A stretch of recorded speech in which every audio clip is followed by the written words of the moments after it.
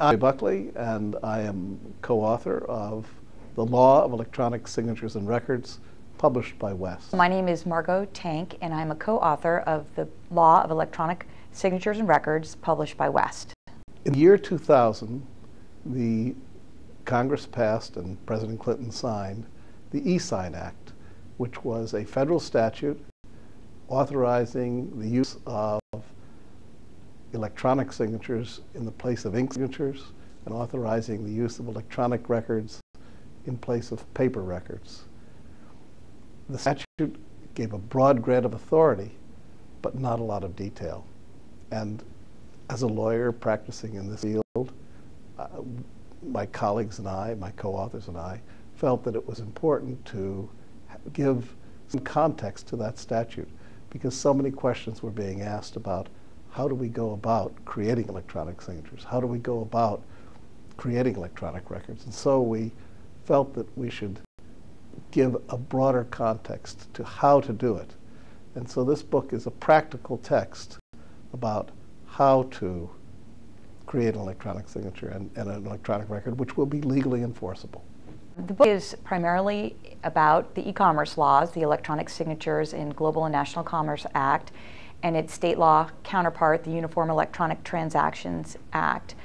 The book goes through in a fair amount of detail the requirements of both laws and touches upon the federal preemption provisions as well as certain record retention provisions, and has a number of industry perspectives, including what's going on in the recording industry and the notarization industry. We decided to write this book because both e-Sign and UETA were self-effectuating statutes, in that parties could go ahead and use them without waiting for regulators or regulations to impact the transaction. Because there was a dearth of activity in this area, we thought it would be helpful to create a legal framework and parse through the procedural requirements of both laws. Lawyers, both in-house lawyers in companies and lawyers in private practice who are getting asked questions about how to effectively create an electronic signature or record, are interested in this text.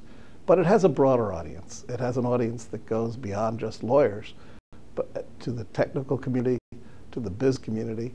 It's written in a way that will allow all of those parties to have some guidance as to how to proceed in this new and emerging area of technology. e-Sign was enacted over 10 years ago.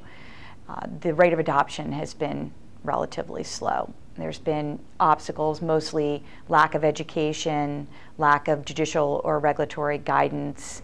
However, companies are starting to realize the efficiencies and gains and need to use technology, and are migrating at a much faster pace than they had been, and will continue to do so based on consumer demand for it, as well as the need to keep the competitive edge. If you're going to be involved in advising clients with respect to electronic records and signatures, it is extraordinarily important to get the benefit of in-depth thinking. There is nothing else out there that I know of that gives the guidance that's needed like this book.